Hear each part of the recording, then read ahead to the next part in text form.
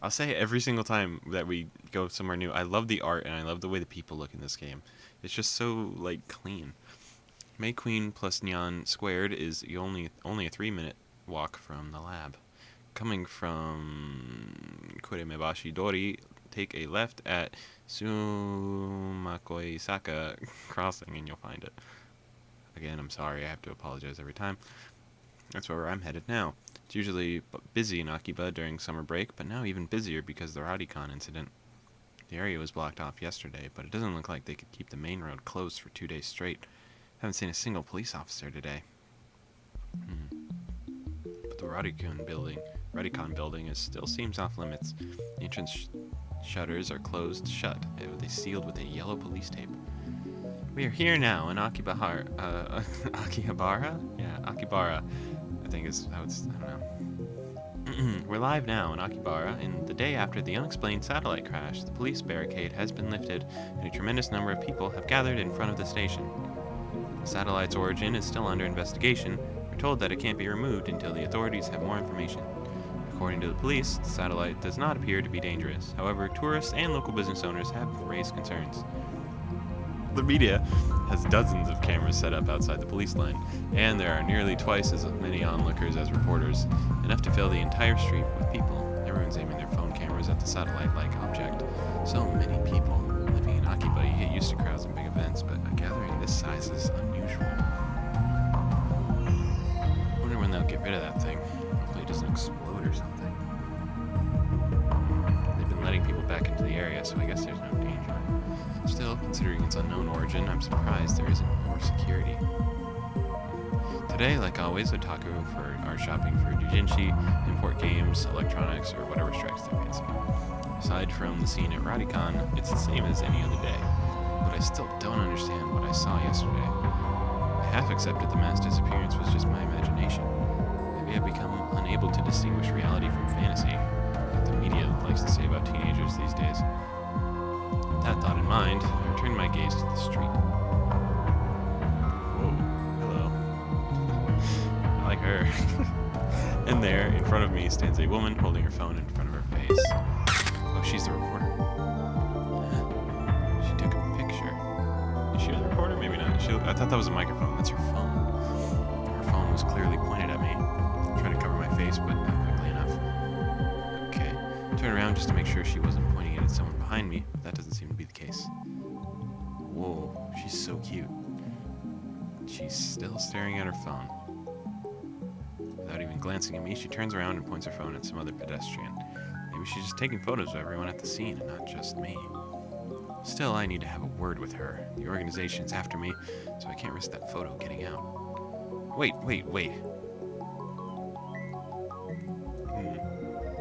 She doesn't turn around. She's so engrossed in her photography that she doesn't even notice me. Or she not catch my magnificent native level English? Hey, you with the phone camera. Wait, please. Wait. She turns back, finally noticing me. And of course, her phone turns with her. Hey, no pictures. Are you with the organization? She completely ignores my objection. And then she goes back to looking at her phone. Answer my question. Are you with the organization? If she is, then I may have to take suitable measures. Possible organization spy. You're not? Even so, I can't let you keep that picture. The organization will stop at nothing to find my whereabouts, and they'll kill anyone who gets in their way. I need you to delete that picture immediately. Lady ignoring me. Is she even listening? Sorry. Wow, she finally speaks. Just a whisper, but it's something. Lady who apologized out of her. If I upset you. She lowers her head slightly in a bow. Or at least I think it's a bow. She's been looking down all the time, so I can't really tell. Before you apologize, I need you to delete that photo. I was shooting the scenery. Sorry, it's not a girl voice, so very deep. Her fingers dance across her phone keys with impressive speed. Exactly the opposite of her annoyingly slow speech pattern. The scenery. You're a tourist? Or is she one of the people who came to see the satellite? In that case, why did she take a picture of me? She shakes her head without looking at me.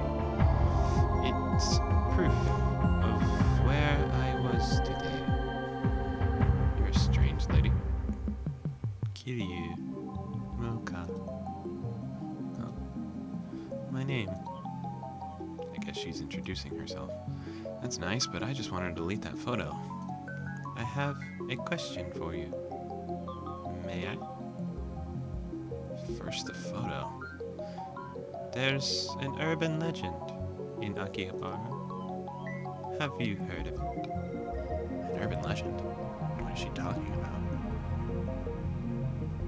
Don't tell me. This is a brilliant but insane mad scientist said to be lurking in Akihabara. And now, that brilliant but insane mad scientist is the target of every assassin in the underworld. I've remained in this town far too long. I'll need to make plans. Akihabara, you were in such a bad town. I'm glad the Phantom Retro PC. Retro PC. She replies with a nod, or something like a nod. They say there's one in Akihabara. Oh. Nothing about a mad scientist. I'm relieved, but also disappointed. At any rate, this is the first I've heard about a Phantom Retro PC. Retro PC? You mean like a 98? It's the first model that comes to mind. But are 98s really that hard to find? She shakes her head slightly, or something like a shake. No. This. She turns her phone towards me. The screen shows an oddly shaped computer. It's hard to tell since the picture is monochrome, but it looks like some kind of PC. Looks like it's kind of familiar. An IBM 5100. IBM 5100. That's the computer John Titter tried to get. Her fingers twitch, I think. She's John Titter. You've seen one? No. I've only heard the name. Coincidence? No. This could be the choice of Steins Gate.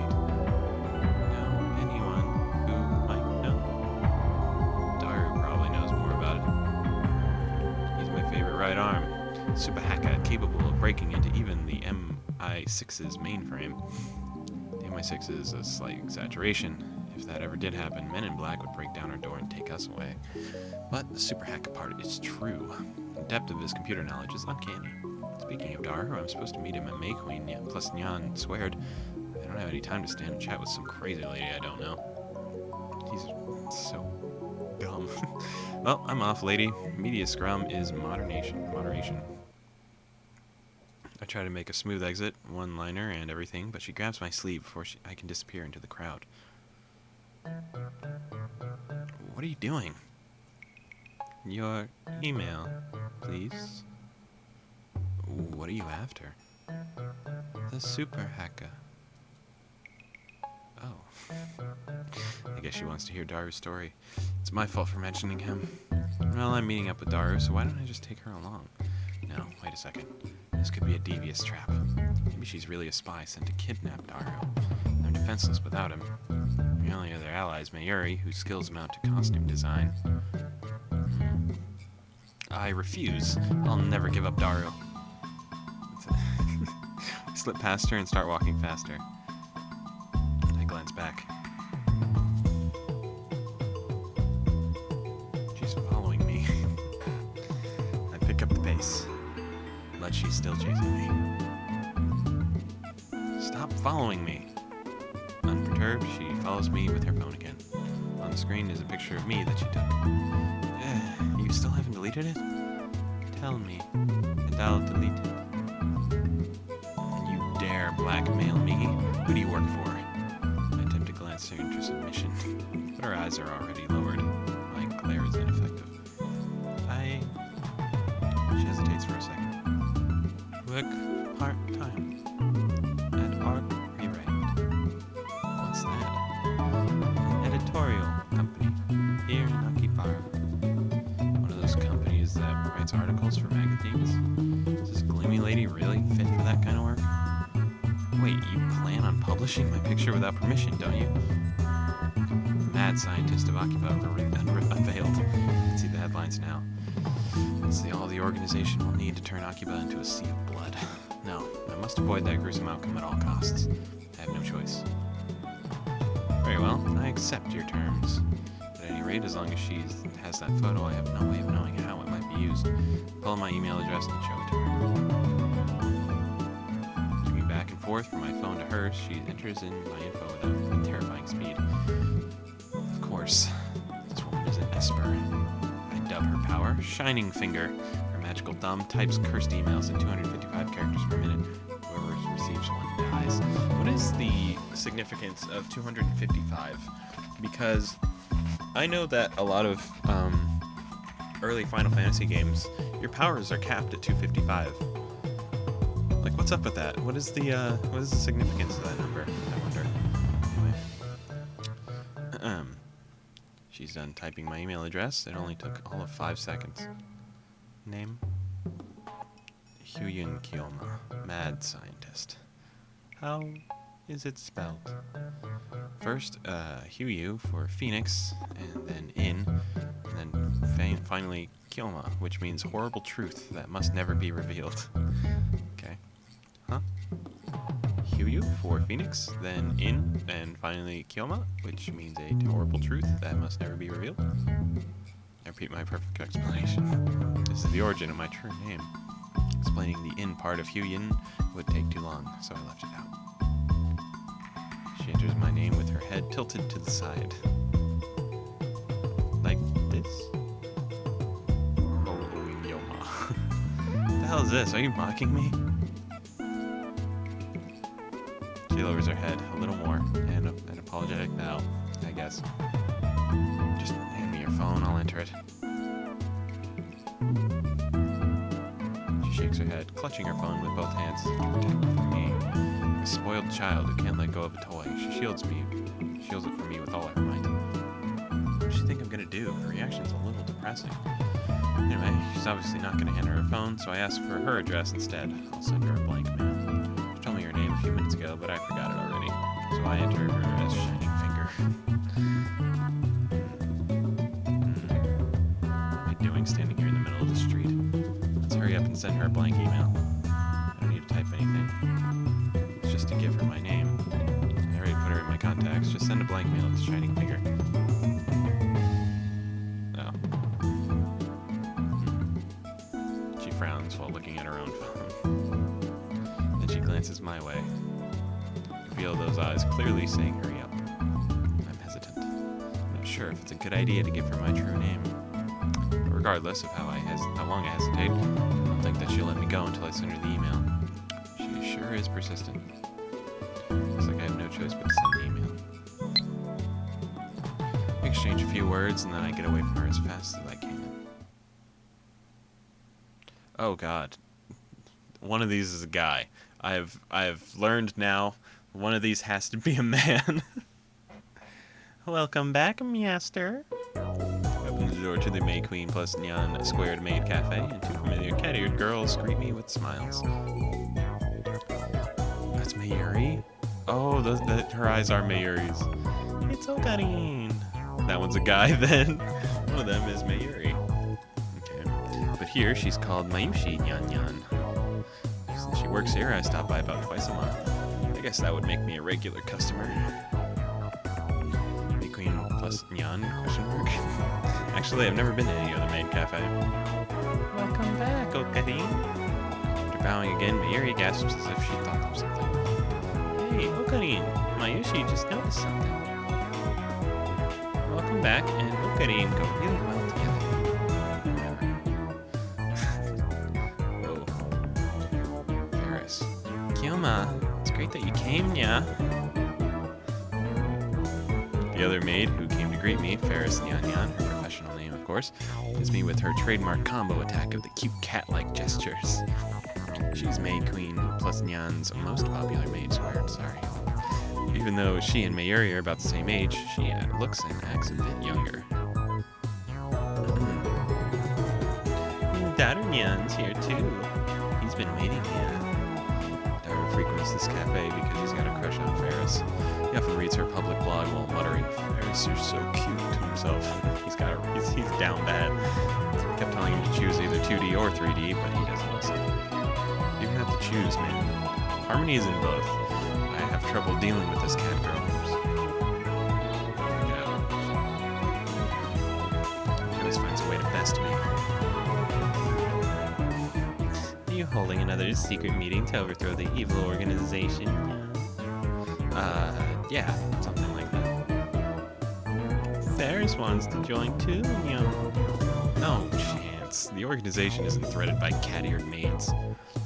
Not true, Ferris has the perfect secret to take them down. What? You finally mastered that secret technique? What is this dude's life, bro? Yes, after completing my pilgrimage to the Guinea Highlands and overcoming my mentor's death, I finally mastered it. What mentor? Ferris knows my true name, nyyaaa. I've also told her all about the organization, and she's more into it than I am. She's always the one to bring up the subject whenever we meet. By the way, this is the first time I've heard of this secret technique, or whatever it is. So, Ferris wants to participate in the spirit conference like you promised, She's not letting it go. It'll take 30 minutes if I play along with her. Do not suggest we venture to the sanctuary. The answer is no. Though you may understand the hidden secrets, you're still too inexperienced. But you promised, Are you going to betray me? My brother is waiting for me there. Since when do you have a brother? What the hell's a spirit conference anyway? Iris looks at me with the actual tears in her eyes. I falter. Well, I know it's just one of her cutesy acts. Whenever I talk with her, I run out of comebacks, which is really unusual for me. She takes initiative, leaving me with nothing to do but listen to her fantasies. I mean, come on, you can only take it so far. There's a very clear difference between her stories and mine. As anyone can see, I speak nothing but the truth, while Ferris only has delusions and a made-up backstory. I always have to play along. That's when I feel like I can never best her. Get it, but I usually go to this. But can I usually go to the sanctuary too? Great, now look who's joined in. It's just going to get worse from here. I have to end this conversation now. Can't come. This discussion is over. There, Kilma. That's right. Leaving Mayushi and Ferris-chan behind is me. What? Ferris-chan is Ferris-chan, right? Right. I don't know how to distinguish their voices properly. I'm really bad at this job. Mayuri and Ferris look at each other and smile. Is she talking about Ferris? This Ferris, is that her real name? Have I been mistaken all this time? That's a disturbing thought. Well, Mayushi has a hard time saying Ferris, so I call her Ferris-chan instead. What? Oh, so that's it. It's like we're in girls' school. It's not too tabby. Okay then, moving on. Show me to the table already. How long do you want me to stand here waiting? Sorry, table for two, this way, Mayushi, I'll leave this one to you, Leave it to me, nyah. Yeah, notice the cat-eared maids here at May Queen plus Neon Squared are required to add cat sounds, nyahs and nyams, into their words at some frequency. Mayuri takes my hand and leads me inside. Apparently, Mayushi Nyan is the only one who leads customers by the hand like this. It really comes naturally to her. She doesn't even realize the effect it has on her customers. That's why she's second to Ferris in popularity at this cafe. What do you mean second? Wouldn't touching the virgins make them feel better? Do they not like being touched? She guides me to Dara's table. Tables are about 60% full. Among the Akiba's main cafes, May Queen plus Neon Square's popularity is solid, but not booming. Considering what Ferris and the others are wearing, more like a cosplay cafe than a maid cafe. Furthermore, the cat ears and Nyanian dialect makes it less accessible to low-level otaku and first-timers. On the other hand, those same cat ears are a topic of heated debate among die-hard maid cafe fans. Man, we are getting into the politics of this one, boys. Maid cafes don't have cat ears. Cat ears plus maid 2 times my... We got mail from Luca. I asked Mayuri-chan about what it is you're fighting against, but she just laughed and didn't answer. What should I do? I want to help Gilma-san. You don't need to know. Not yet. Eventually, if Steins so chooses, you will learn the truth whether you're ready or not. Jesus Christ. Okay. place is one of the older maid cafes in Akihabara, but it doesn't get much media exposure. That's what makes it more comfortable than most. At least, that's what Daru says. Oops. He talks about this stuff so much that it's been burned into my synapses. Yes. Daru-kun, cocaine is here, nyah. God, he's so big compared to everybody else. You're way late. Seriously, man. Daru sits in front of me, but doesn't look my way. He looks upset for some reason. So, what were you talking about with Ferris? I want details. You really want to know? I don't think you'd understand it. Hell, even I didn't get most of it. The usual. Your conversations are too much for regular otaku. You guys exude an aura of something, you know? It's like you two have your own reality marvel. I can't forgive you. I think Ferris-chan likes Okarin, Of all the maids and masters here, the only one who can keep up with Ferris-chan is you, Okarin. I am close to keeping up with her. I'm so jealous. You lucky bastard. I have no interest in women who dress themselves in lies. What a Sigma. You're one to talk. Silence, you unfaithful bastard. All your 2D wives are crying. Ugh, you struck a nerve, man. Daru theatrically grabs the chest and falls onto the table.